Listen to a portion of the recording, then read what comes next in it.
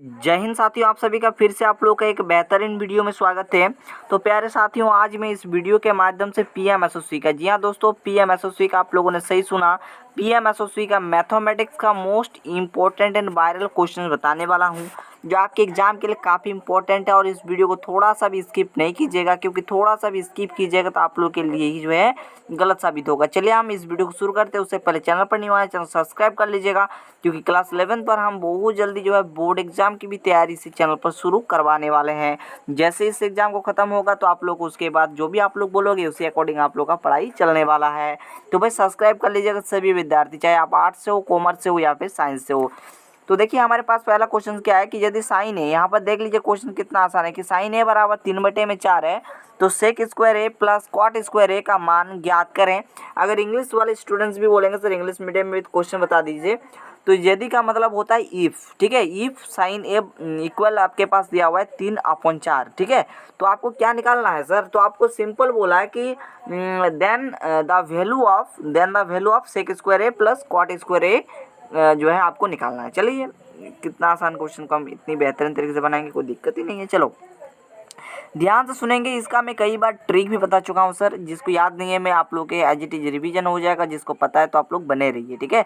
तो देखिए क्या है यहाँ पर जो है क्या है कि साइन ए बराबर कितना दिया हुआ है सर, तो 3/4 दिया हुआ है सर, है ना। तो साइन थीटा बराबर जानते हैं क्या होती है। एक मिनट यहाँ पर थोड़ा सा साइन लिखिएगा, एक मिनट माफ कीजिए, मैं इसको थोड़ा सा मिटा देता हूँ और अच्छे तरीके से लिख देता हूँ, ठीक है ना, कोई दिक्कत किसी को नहीं होगा, ठीक है ना। ये आपके पास क्या है, तो ये आपके पास साइन है, ठीक है, साइन ऑफ ए, ठीक है। तो ये है, तो हम जानते हैं ये पी बटे में एच होता है, यानी कि पी मतलब क्या, तो ये लंब बटे में क्या होता है, कर्ण होता है। इस चीज़ को जान लीजिए, ठीक है, ये तो पता होगा, कोई दिक्कत नहीं होना चाहिए ना दिक्कत।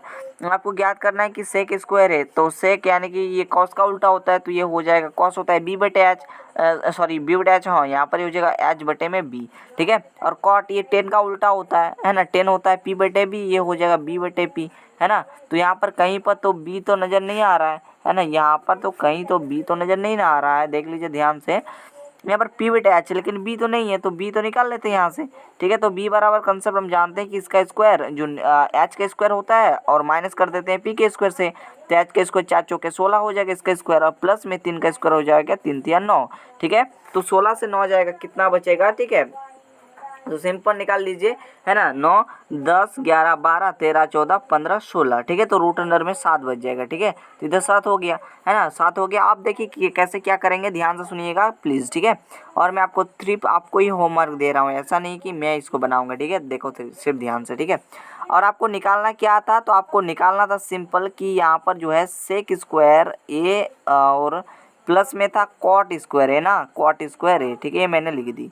तो चलिए मान डालिए और आप लोग जो है आंसर आते जाएगा, है ना, इसीलिए हम बोलते हैं ना पुट डालो उसके बाद राज करो, ठीक है, जस्ट वही करेंगे। देखो ध्यान से, तो देखो यहाँ पर ये होता है क्या, हम लोग जानते हैं कॉस के लिए होता है कॉस बी बटे एच होता है, लेकिन यहाँ पर हो जाएगा जस्ट उल्टा, है ना, एच पहले आएगा। तो एच आप लोग देख लीजिए 4 है, 4 बटे में हो जाएगा क्या, बी बी आपके पास अभी भी निकला रूट अंडर 7, ठीक है, रूट अंडर 7 हो गया। फिर प्लस दे दिए, प्लस देने के बाद आप देखिए आगे कॉट यहाँ हो जाएगा बी बटे पी, ठीक है। तो बी देखिए कहाँ पर है, रूट अंडर 7, एक मिनट जी, रूट अंडर 7 हो गया, और बटे में सिंपल कितना हो जाएगा, यहाँ पर पी देखो पी 3 है, जस्ट इसको सॉल्व कर लेना, आपका आंसर आ जाएगा। यहाँ पर हो सके तो मान अलग से दे देगा, ठीक है। यहाँ पर अगर ये जो देख रहा है ना आप लोगों को, यहाँ पर मान थोड़ा सा अलग भी दे सकता है, ठीक है। तो इसको आप सॉल्व कर लीजिएगा, आंसर आ जाएगा, ठीक है। इसका लॉस लीजिएगा तो लॉस 7 रूट यहाँ पर 3√7 होगा, 3√7 लॉस हो जाएगा, बस इसी के अकॉर्डिंग आंसर आ जाएगा, ठीक है। तो ये था आज का वीडियो, पसंद आए तो लाइक कर देना, चैनल को भी सब्सक्राइब कर लेना, क्योंकि ऐसे ऑथेंटिक जानकारी आपको इस चैनल पर मिलते रहेंगे। और मैं आपको थोड़ा सा और कुछ कंसेप्ट बता देता हूँ, है ना, इतना छोटे में तो आपको कैसे चलेगा वही, है ना। तो चलिए मैं आपको कुछ और कंसेप्ट प्रोबेबिलिटी का बता देता हूँ, क्योंकि प्रोबेबिलिटी का मैंने वीडियो नहीं दिया था, ठीक है, प्रोबेबिलिटी, ठीक है। प्रोबेबिलिटी मतलब क्या, इसका मतलब होता है प्रायिकता, ठीक है, प्रोबेबिलिटी, है ना, इसका मतलब क्या होता है, तो प्रायिकता, ठीक है। तो प्रोबेबिलिटी जिसका जिसका दर्द है, ध्यान से सुनेंगे, वीडियो को कंप्लीट देखेंगे, ताकि आपका भी जो दर्द है वो समाप्त हो जाए, ठीक है। ये देखते हैं रेड यहाँ पर अच्छे से दिख रहा है, तो देखो है ना। तो ये क्या है, प्रायिकता है क्या, तो किसी भी घटना के घटित होने की संभावना जो गणना होती है वही प्रायिकता कहलाता है। ठीक है, यहाँ पर प्रायिकता ई बराबर हम जानते हैं कि पी ई बराबर क्या होता है फॉर्मूला सर, तो इसका फॉर्मूला तो सिंपल, जो आप लोगों के पास अनुकूल परिणाम होते हैं। ठीक है, मैं पर कलर को थोड़ा सा चेंज ही कर देता हूँ। ठीक है, ताकि बच्चों लोगों को अच्छे तरीके से दिखे। देखते हैं ये कलर कितना अच्छा लगता है। ठीक है, ये होता है अनुकूल। अब मैं आपको लिख दे रहा हूँ, आप लोग जरूर से लिखिए अनुकूल परिणामों की संख्या। ठीक है, ताकि कोई दिक्कत ना हो। ठीक है ना, अनुकूल परिणाम। ठीक है, यहाँ पर अनुकूल परिणामों की संख्या यादगार होता है ऊपर में, और नीचे होता है कुल परिणाम। नीचे क्या क्या होता है दोस्तों, तो नीचे होता है कुल परिणाम। ठीक है, नीचे क्या होता है, कुल परिणाम। ठीक है, इस चीज़ को याद रखना, ये हो जाएगा फॉर्मूला। आई होप कि ये चीज़ें आपको क्लियर हो गई, मेरे अकॉर्डिंग ये चीज़ें क्लियर हो गई होंगी। ये था आपके पास एक फॉर्मूला, क्लियर हो गया। और एक चीज़ मैं यहाँ पर बताता हूँ, जो कि आपके पी वाई क्यूज़ को उठा कर देखेंगे, पी वाई क्यू को उठा कर देखेंगे तो वहाँ पर भी देखने को मिलेगा। भाई आप लोगों का सपोर्ट बहुत ही कम देखने को मिल रहा है, इसीलिए जल्दी से जल्दी आप लोग शेयर करो वीडियो को। ठीक है ना, तो देखो क्या है, यहाँ पर मैं एक चीज़ लिखने जा रहा हूँ, जो प्रायिकता है ना सर, वो 0 या 1 के बीच में ही होता है। ठीक है, 1 से बड़ा नहीं होता है ना। तो ये जो 0 वाला घटना दिख रहा है ना आपको, ये 0 वाला, इसे बोलते हैं क्या, इसे बोलते हैं असंभव घटना। ठीक है, असंभव घटना। ठीक है ना, याद रखेंगे, असंभव घटना में हर एक चीज़ लिख दे रहा हूँ, असंभव घटना। ठीक है, और ये जो एक वाला जो दिख रहा है ना, इसे बोलते हैं संभव घटना। ठीक है, या फिर निश्चित घटना। ठीक है, या फिर क्या बोल सकते हैं, निश्चित। ठीक है, निश्चित घटना। क्लियर हो गया, कोई दिक्कत नहीं है, दिक्कत ना। तो ये जो प्रायिकता है भाई, ये जो प्रायिकता पीई है वो 0 या 0 हो सकता है, या फिर 0 से बड़ा होकर के 1 के बीच में हो सकता है बस। ठीक है, क्लियर हो गया, कोई डाउट नहीं होना चाहिए भाई, है ना। तो एक प्रश्न आप लोगों से ये भी पूछा जा सकता है कि ये जो यहाँ पर मैं इस साइड लिख रहा हूँ, ध्यान से सुनिएंगे और नोट डाउन कर लीजिएगा। ठीक है, जो पीई मतलब प्रायिकता, ठीक है, प्रायिकता और प्रायिकता नहीं। ठीक है, इस चीज़ को याद रखना, काफ़ी इंपॉर्टेंट है। प्रायिकता प्लस में पी बार यानी कि प्रायिकता नहीं, पी बार का मतलब होता है प्रायिकता नहीं। ये जो है ये किसके बराबर होता है सर, तो ये जो है ना आप लोग याद रखेंगे, ये 1 के बराबर होता है, इस चीज़ को भी जान लीजिए, ये 1 के बराबर होता है, इस चीज़ को याद कर लीजिए। तो आई होप कि प्रोबेबिलिटी से इतना ही जो है होता है, क्वेश्चन यहीं से पूछता है। जैसे आप लोग बोलोगे सर क्वेश्चन कैसे पूछता है, तो मैं आपको 1-2 क्वेश्चन बता देता हूँ, है ना, ताकि आपको जो है ये संदेह ना रहे कि सर थोड़ा सा बता दिया आपने, लेकिन क्वेश्चंस किस टाइप के आते हैं ये तो बता दीजिए। तो चलिए ध्यान से सुनेंगे, 1-2 क्वेश्चन बता देते हैं, वैसे कोई दिक्कत नहीं होना चाहिए, क्वेश्चन समझिए ध्यान से, हम पढ़ दे रहे हैं, आप लोग कॉपी पे लिख लीजिए। पहला क्वेश्चन से कि एक चित्त प्राप्त करने की प्रायिकता ज्ञात कीजिए, मतलब चित्त प्राप्त करने की प्रायिकता आपको ज्ञात करना है। ठीक है, चित्त प्राप्त करने की प्रायिकता आपको ज्ञात करना है। जब एक सिक्के को एक बार उछाला जाता है, साथ ही एक पट प्राप्त करने की भी प्रायिकता ज्ञात करें।